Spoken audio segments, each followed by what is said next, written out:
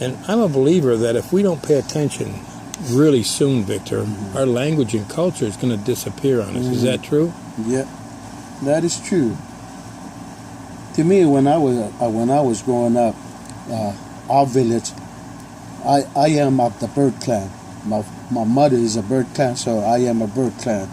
In my village, my grandfather speak it, my grandmother speak it. Oh, my grandmother speak. It was not culture. It was an everyday life that I know.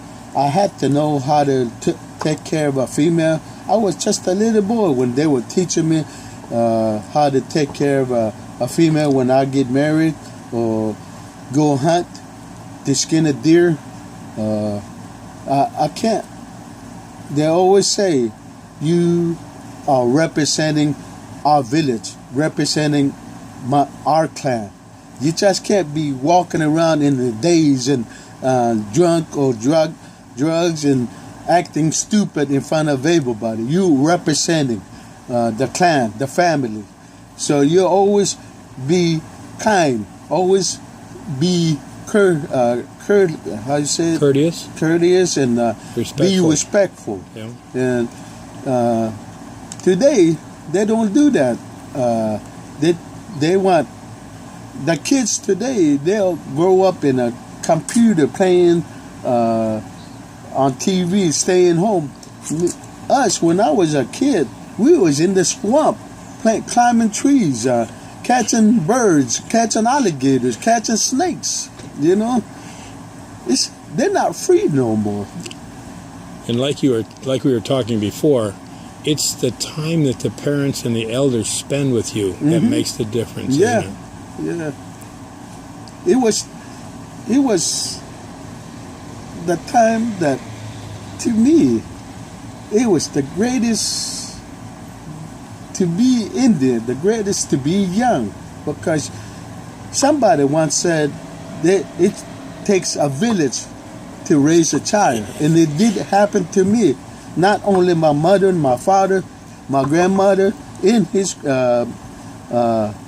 my great grandmother was there, and my great grandfather was there, and my grandfather was there. Everybody, my generation was there. My ancestor was there. When they speak about my ancestor in the war and before the European arrived on this land, they talk about my people living in peace, breathing freely, seeing stars in the daytime. And it was great to be a child as an Indian. I had a vast knowledge of the woods, a vast knowledge of animals, a vast knowledge of medicines. It was great.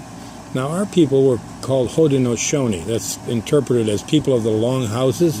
We lived in long houses with we'd bend the trees over, tie them together, and then put hides and bark over the top for shelter and live in there. But is this a similar structure that we're in? So the similar structure you'd grow up in, and it's off the ground so that the creatures can't get to you, and it's made, this is pine or palm? Cypress. Cypress. The roof is palmetto. Those trees right there, that's the roof. The big old green leaf. Yep. Right there. That's the roof. And you would stay enough up off the ground so that... The floor used to be maybe 4 foot off the ground. And back in the 50s and the 60s, earlier in that, our village was run by water. Oh, you could see water all over the place. And if you was hungry, you just get up and just go about a foot and start fishing. You catch bass, brim, garfish. You could eat. You didn't have to go into the store. Right. You know? Well, Victor, I cannot thank you enough for meeting and talking with you, sir. Thank you. Thank you very much.